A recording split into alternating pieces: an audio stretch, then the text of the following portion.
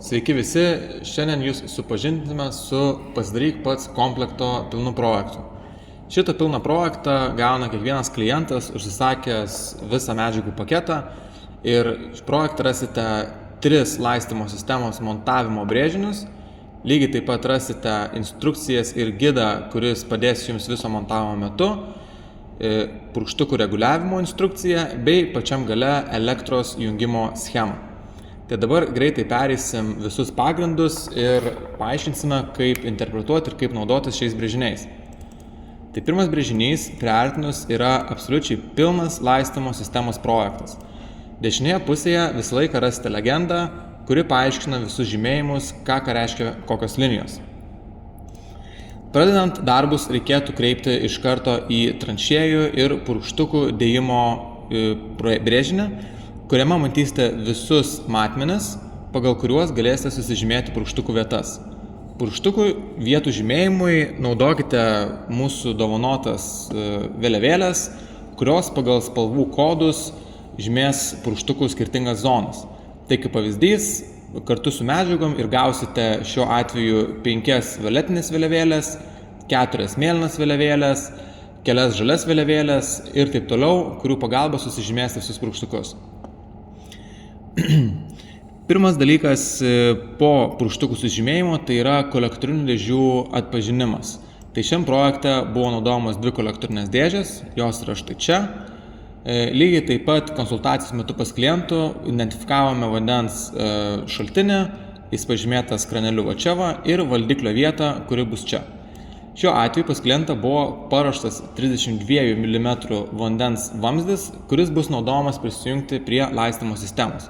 Lygiai taip pat klientas pasirūpino kofrą, kuri bus naudojama laidų prasitempimui į vidų, kuris bus dedamas pavėsinės viduje, kur yra apšildinta, dėl to bus galima dėti vidinį valdiklį. Tai pirmas yra dalykas, klojant vamzdžius ir jau išsikasus tranšėjas, tai yra pasikloti pagrindinį įvadinį vamzdį, kuris sieks ir kuris jungs vandens šaltinį kartu su kolektoriniam dėžėm ir hidrantais, jeigu tokių būtų.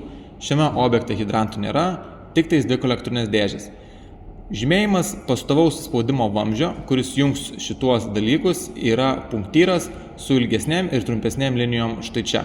Tai mes matome, kad jisai eina nuo vandens šaltinio iki pirmos kolektorinės dėžės. Lygiai taip pat čia mes matome, kad yra sujungimas, čia va pasižymiu, yra T formos sujungimas, kurio vienas galas eis į pirmą kolektorinę dėžę, o antras galas eis iki antros kolektorinės dėžės iki pat čia. Antras matavimas ir žymėjimas yra zigzag linija, kuri žymi kabelius. Tai čia matomi valdiklį 2 kabeliai, tai vienas kabelys eina iškart nuo dešininės kolektorinės dėžės tiesiogiai į valdiklį, antras kabelis eina iš pirmos kolektorinės dėžės į valdiklį ir lygiai taip pat yra gabalėlis kabeliuko, kuris eina nuo lietaus daviklio iki kolektorinės dėžės. Dabar pradedant kloti vamzdžius po visų kasybos darbų, paanalizuojam biškį antrą dėžę. Tai viskas yra visų pirma sudėliota spalvų kodais. Tai reiškia, kad mėlyna linija maitins visus mėlynus purkštukus, žydrus šiuo atveju, o geltona linija žymės ir maitins visus geltonus purkštukus. Labai svarbu yra tikslingai atsižymėti spalvomis purkštukus, nes yra projektuose individualiai apskaičiuojama debetas ir slėgis, pagal kurį ir yra projektuojami purkštukai. Sujungus per daug purkštukų tą pačią zoną gali nepakakti vandens ir jie neveikti. Kai klojate vamzdžius, rekomenduojam pradėti nuo tolimiausio tos zonos purkštuko. Tai dėkime dabar klojame vamzdžius geltonai zonai. Tai pradedam kloti nuo šito momento. Čia paliekam kažkur apie 20 cm papildomo vamzdžio, kad po to būtų mums lengviau įmontuoti purkštuką. Tai klojame čia vamzdį į tą tranšėją, atėjo mūsų vieta išsiskirti į kitą purkštuką, dedame trišakį. Toliau einame lygiai taip pat, dedame trišakį, čia kol kas dar galime kloti vamzdžio, dabar visą magistralinę klojam. Čia lygiai taip pat bus dedamas trišakis.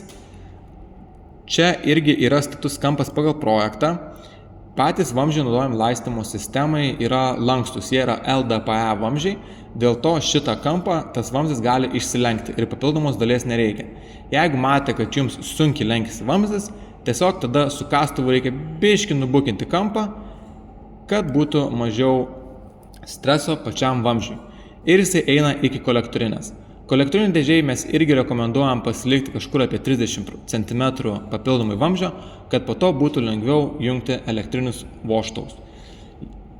Tokia sistema ir tokia praktika visus vamzdžius taip ir išdėliojam ir suvedžiojam į kolektorinės dėžės, tiek pirmą, tiek antrą. Paskutinis dažniausiai būna žingsnis, tai nepamiršti prieš užkasant ir įdėti elektros laido kabelius į tranšėjas. Viską užkasus, tada galima montuoti purkštukus. Visų pirmas žingsnis tai yra purkštukų korpusėlius sumontuoti, kol kas dar galvučių nededant. Visus korpusėlius sumontavus, tada reikia jau eiti prie purkštukų pavadinimo ir jų reguliavimo brėžinio. Tai kiekvienas purkštukas turi savo pavadinimą, kaip pavyzdys šitas MP3000 nuo 90 iki 210, MP815 360. Tai MP yra Hunterio gamybos pavadinimas, kuo didesnis skaičius reiškia tuo jis toliau purkš, o paskutiniai skaičiai tai yra jo laipsnis, kokiu kampu gali purkštukas purkšti. Tai kaip pavyzdys, šitas purkštukas gali purkšti reguliuotis nuo 90 iki 210 laipsnių, šitas purkštukas yra fiksuoto 360 kampo. Taip pat yra keli kiti pavadinimai, tokie kaip MP corneris, kuris yra skirtas smailiems kampams, arba MP side strip, left strip arba right strip, kurie yra naudojami tokiems koridoriams, kurie yra ganėtinai mažo pločio. Tai pavyzdžiui, šitas purkštukas jisai purškia 1,50 m į priekį ir po 4,50 m į šonus. Taip pat yra verta prisiminti, kad kiekvienas MP purkštukas, kas yra turbūt populiariausias Lietuvoje šiuo metu naudojamas purkštukas, turi savo ilgį purškimo, galima jį reguliuoti. Galima jį reguliuoti apie 20% viso liejimo spindulio. Galiausiai susidėjus visus MP galvutės ir viskas susireguliavus, galima eiti prie elektros schemos. Kiekvienam projektui yra paruošiama individuali elektros schema. Tai kaip pavyzdys, kadangi čia yra dvi kolektorinės dėžės, vienoje įeina 3 vožtuvai, kitoje įeina 5 vožtuvai, tai tokias schemas pritaikytas ir gausite. Lygiai taip pat į tą kolektorinę dėžę, kurioje yra mažiau 3 vožtuvai, yra jungiamas ir lietaus daviklis. Šis lietaus daviklis irgi yra parodyta, į kurias turi gyslas eiti. Tai va, radę šitos visus projektus, turėtumėt neturėti jokių problemų susimontuoti laistymo sistemą patys, o jeigu kiltų kokių klausimų, tai galite mums visada skambinti.